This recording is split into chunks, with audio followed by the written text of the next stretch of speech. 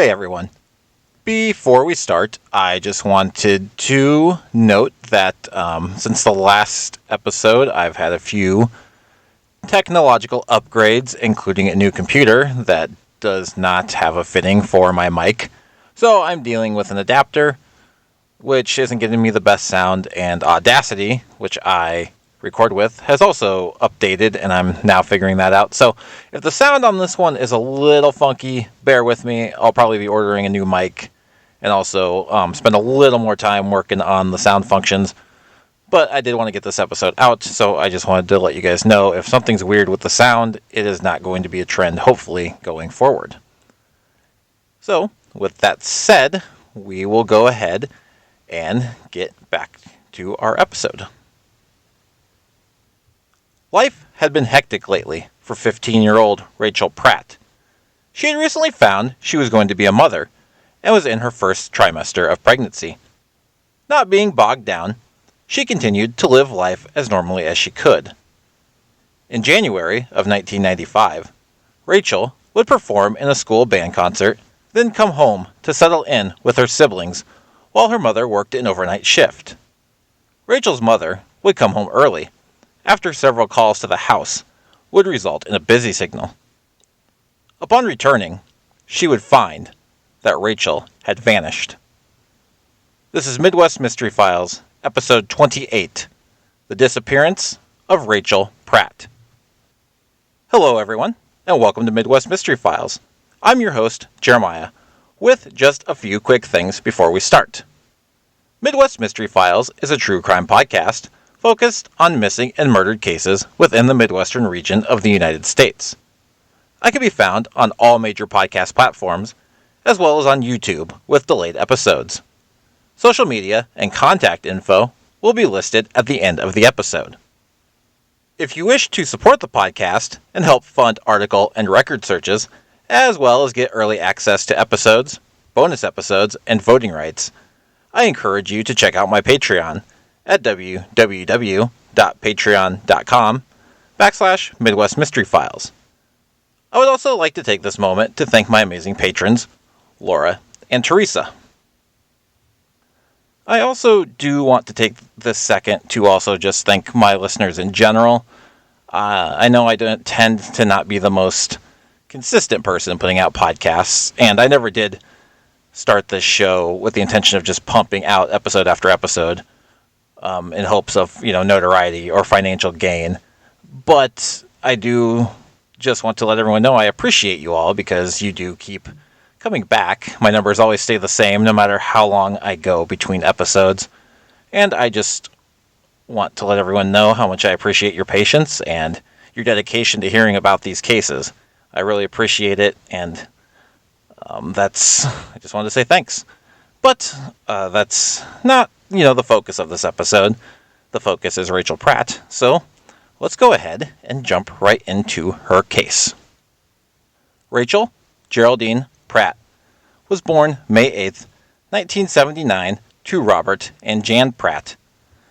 I couldn't find much of Rachel's earlier years, but she is the oldest of 8 children, and at some juncture her parents would divorce, and Jan would remarry, and at the end of 1994, beginning of 1995, Jan, her husband, Rachel, and the 7 other children would reside in Garden City, Kansas.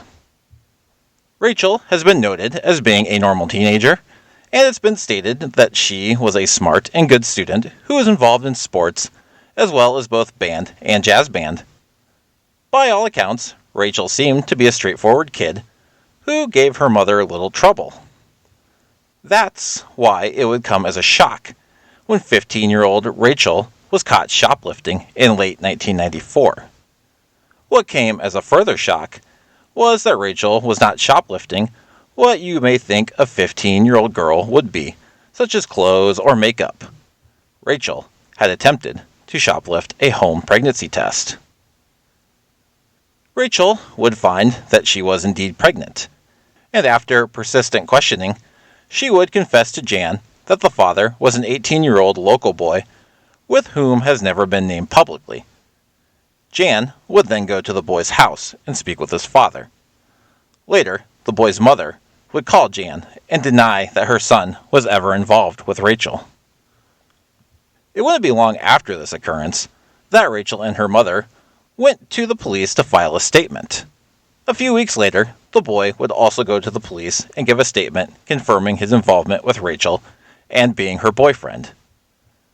On December 31st, 1994, he would be charged with aggravated indecent liberties with a child. Saturday, January 15th, 1995, was a warm day for January, with the sun shining and temperatures reaching into the low 60s. The sort of day that was reportedly similar to Rachel's demeanor, who, despite recent developments, was said to be in high spirits and was geared up to perform in a school band concert later that day. Reports state that Rachel returned from performing in the band concert late in the evening. She changed her clothes and then said goodbye to her mother, who was leaving for her overnight job.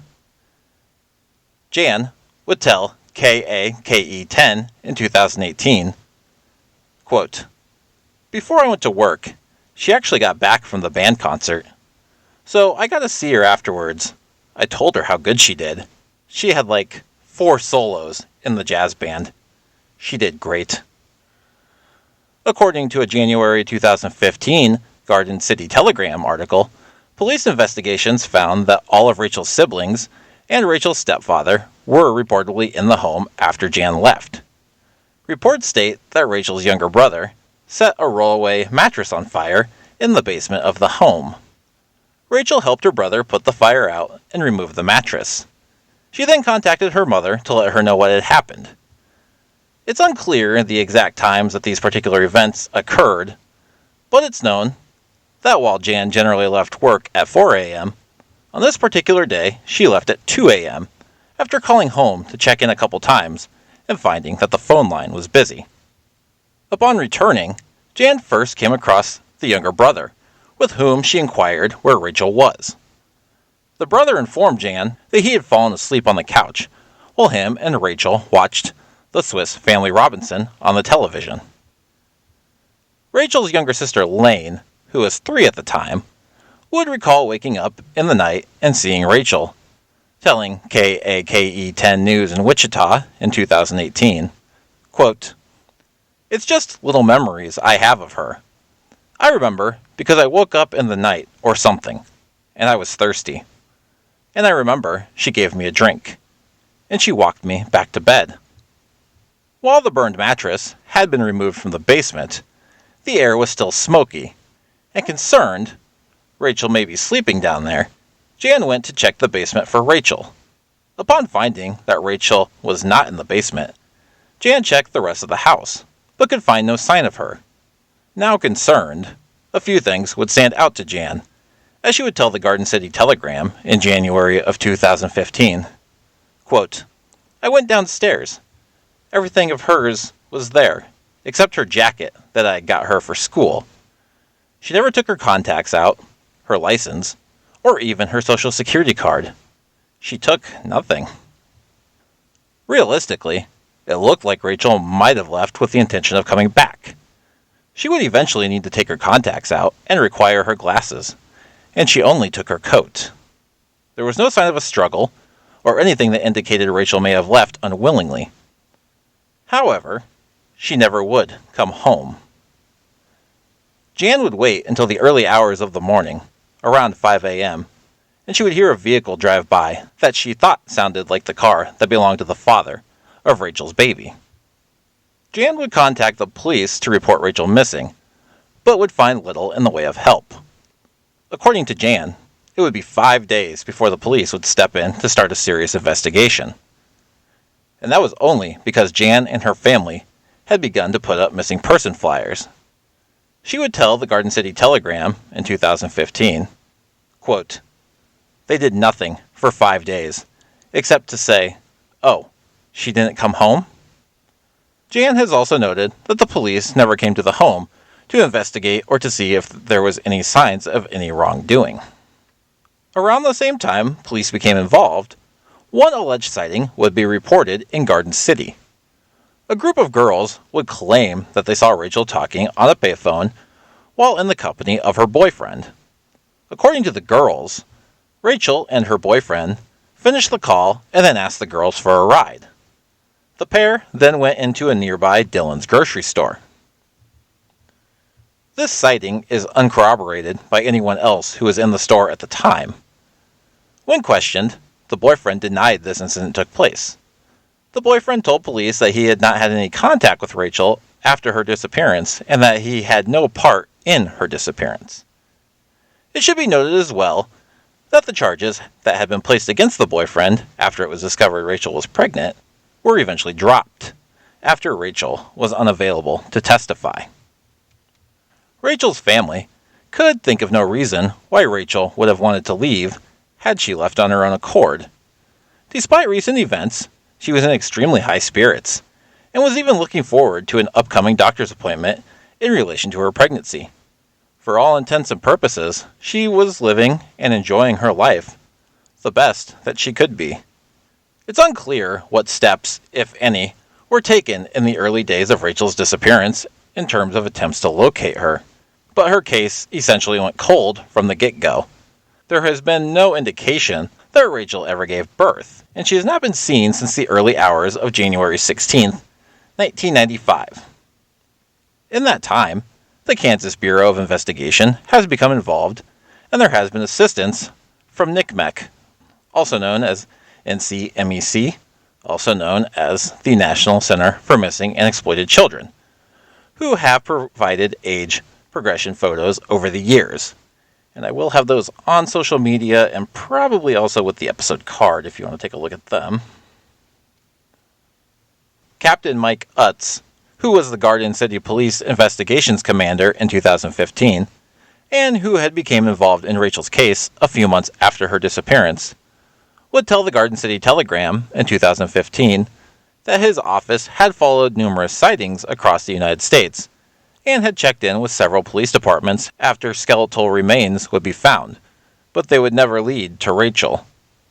He would go on to state, quote, "We don't know if she's alive. We suspect foul play, but there's nothing definitive to show what happened to her. We have talked to the boyfriend on occasion. We cannot rule him out, but we cannot say he is involved because we are still trying to find out if she left on her own accord.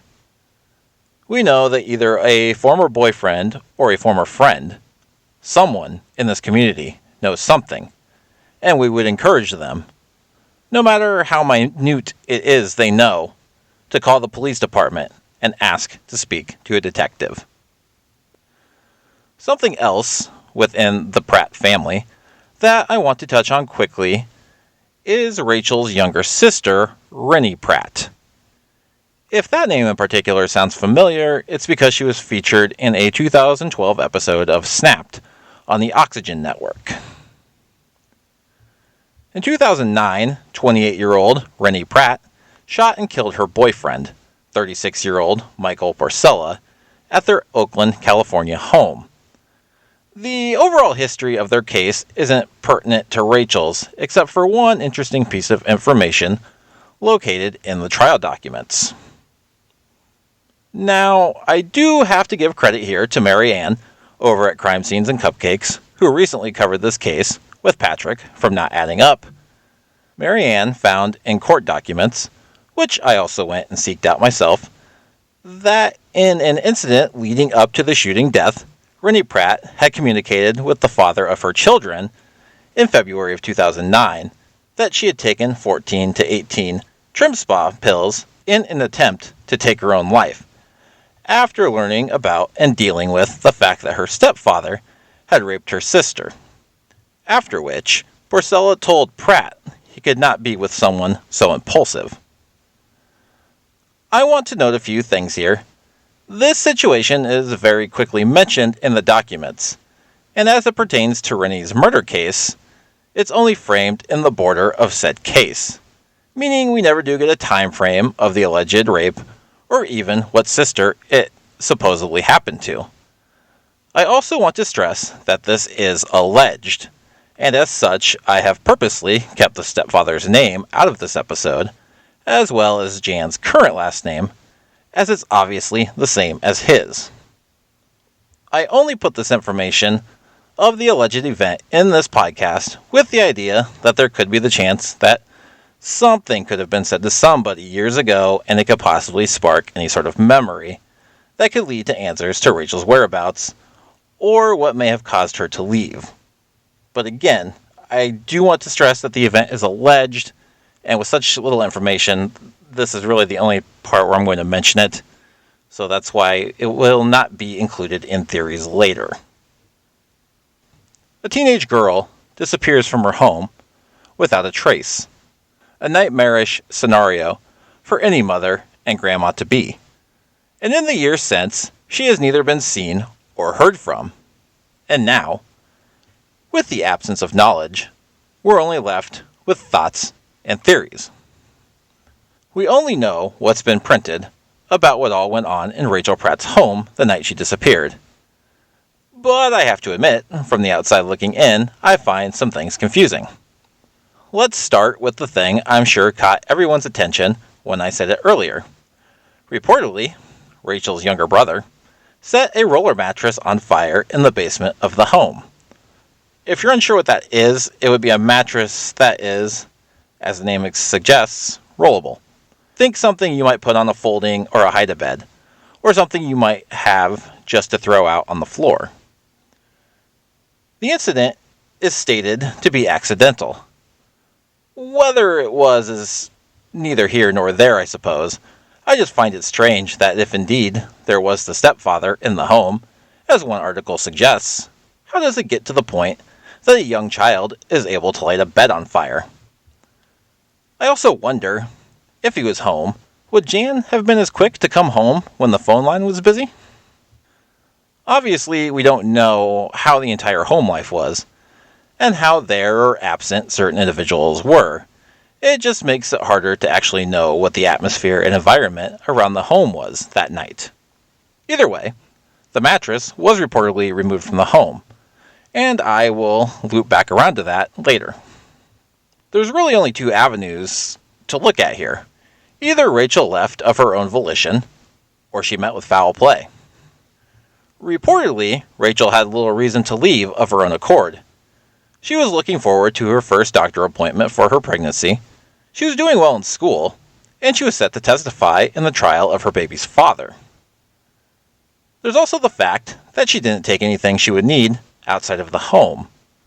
Her contacts would eventually need to come out, but she left her glasses, along with any forms of identification, such as her ID or her social security card. It's unclear if any money she was known to have was gone, but I feel if an actual wallet was gone, it would have been noted.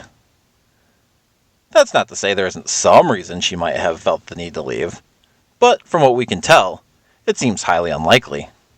One thing I do think is likely, though, is that she did leave the house that night, even if only to step outside for a moment. The one thing that was missing was Rachel's jacket. It's highly likely, to me at least, that if Rachel did meet with foul play, there's a high likelihood that it happened outside the home. Aside from her jacket missing, there's two other things that make me think she could have gone outside. One is the burning mattress. She could have simply wanted to double check on it to make sure it had stopped smoking or hadn't caught anything else on fire.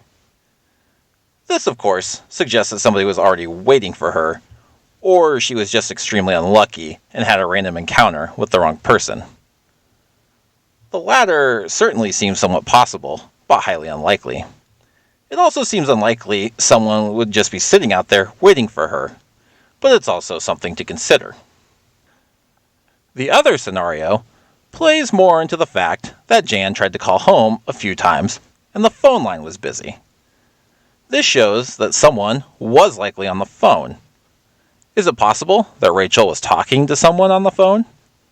Rachel's noted time of last being seen is around 1 a.m.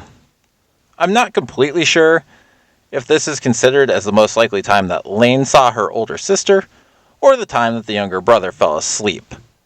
It's been stated also that Jan tried to call home a few times to find the phone busy. It's possible Rachel spoke on the phone once or multiple times with some sort of acquaintance. Who exactly, we can't say for sure. And it's possible this led to a rendezvous with said person outside of the home, At which point, whatever may have happened, happened. While in this instance, it's likely Rachel knew her abductor, there's also the less likely possibility that whoever Rachel would have spoken to left the premises and someone else struck afterwards. However, if that was the case, I do feel like whoever was on the phone would have come forward to at least clear up that confusion. So while we certainly can't say for sure, there's a strong possibility that if Rachel was the one on the phone, with whom she was talking to is likely also involved with her disappearance. It's here that we come to the most obvious and easiest person to point fingers at. Rachel's boyfriend and the father of her unborn child. Realistically, it's easy to be suspicious of him. Rachel had a pending court case against him, in which charges were dropped after her disappearance. As far as his demeanor towards being a dad, I can't speak on that. Really, we have no idea what the relationship was like between the two. There was a report from some girls a week after Rachel's disappearance that Rachel and her boyfriend were spotted at a payphone before asking the girls for a ride and then entering a Dillon's grocery store. However, this sighting is unconfirmed and highly uncorroborated by anyone else in the area at the time. It's possible the girls were confused by who they saw and spoke to. That would at least be the most likely scenario in my book. There was also the fact that Jan believed she heard the vehicle of the boyfriend driving in the neighborhood at about 5 a.m. on January 16th, just a few hours after she arrived home to find Rachel missing. This is pretty circumstantial, really. It could have been him, but with just a noise and no visual, it's hard to really even speculate that it could have been him for sure. I do have to note, though, about the boyfriend, that he did come forward and take responsibility for his actions once the word was out that Rachel was pregnant. A move that hardly seems realistic to make if he later wanted Rachel to disappear. He would pretty much be asking to have the attention put directly on himself. All in all, there are a number of possibilities of what happened to Rachel, but unfortunately little in the way of clues to start with. It's been 28 years since Rachel Pratt disappeared from her family's home in Garden City, Kansas. In that time, there has been no sign that Rachel has given birth to her child, and anything in the way of leads have been few and far between. Rachel was a good student, active in school activities, and from what we can tell, was well liked. When she disappeared, not only a 15-year-old girl disappeared, but so did a daughter, sister, and a soon-to-be mom. So in that regard, two people might as well have disappeared. Rachel's mother, Jan, still lives in the same house and keeps the same number in hopes that one day her daughter will return. There is very little information or coverage on Rachel's case. I initially found her listing on the Charlie Project, and it read like a case that, once I sunk my teeth into it, my research would open up more of a story. But unfortunately it didn't. Now, years later, I think the only way most people are going to hear about her is by searching the Charlie Project or through podcasts, which as of now, I may be only the second or third person to cover Rachel's case. So with that said, I highly, highly encourage you to share this episode, or any other sources you may find or know of to get Rachel's case out there. 28 years is way too long to go without answers. And not only should Rachel be here, but so should her 28-year-old child. In January of 1996, the Garden City Telegram printed a letter from Rachel's parents, and that is what I would like to leave us with. It reads as follows. January 16th will be a year since our daughter, Rachel Pratt, left our home. It has been a sad year of hoping we would hear something, but unfortunately, we know no more today than we did then. Through all of this, there have been caring family and friends that continue to encourage us to believe and be strong when all we could do was cry, hurt, and wonder why. There hasn't been a day go by that someone doesn't ask, "Have you heard anything about Rachel?" Even people I don't know have said to us, "I hope you find your daughter." I can't tell you how much we have appreciated your kind words and prayers, especially our family and friends for being there. Also, Garden City High School students and faculty, Walmart employees, National Center for Missing and Exploited Children, KSNG TV, and Detective L. Chuck. Rachel Geraldine Pratt was last seen in her home in Garden City, Kansas at approximately 1 a.m. on January 16, 1995. At the time of her disappearance, she was 15 years old and is described as a Caucasian female with brown hair, brown eyes. She is 5'7" and 125 pounds. She wears glasses, but only had her contacts in at the time of her disappearance. No clothing description has been given, but she likely had her Garden City High School Letterman jacket. Rachel was in the first trimester of pregnancy, and there has never been any sign that she has given birth. If alive today, she would be 43 years old. Foul play is suspected in her case. If you have any information on the disappearance of Rachel Pratt, please contact the Garden City Police Department in Garden City, Kansas at 620-276-1300. That's 620-276-1300. If you're looking for more information, there really isn't much out there. The Garden City Telegram had the most information, but I also encourage you to check out the episode on Rachel from Crime Scenes and Cupcakes, which takes a more discussion-based look at the case. If you wish to let me know what you think happened, have case suggestions or comments, or just want to follow me and the show on social media, I can be found on Instagram at Midwest Mystery Files, Twitter at Files Midwest, and on Facebook by searching for Midwest Mystery Files. You can also email me at midwestmysteryfilespod@gmail.com. I do also post photos and sometimes links relevant to each case on social media, mainly on Facebook and Instagram. Lastly, if you're listening on Apple Podcasts, Spotify, or Good Pods, please feel free to rate and review the show. This helps make the show more visible in searches, and more importantly, helps bring attention to the cases I cover. Thank you to all who have done so already. Take care, everyone, and I will see you all next time.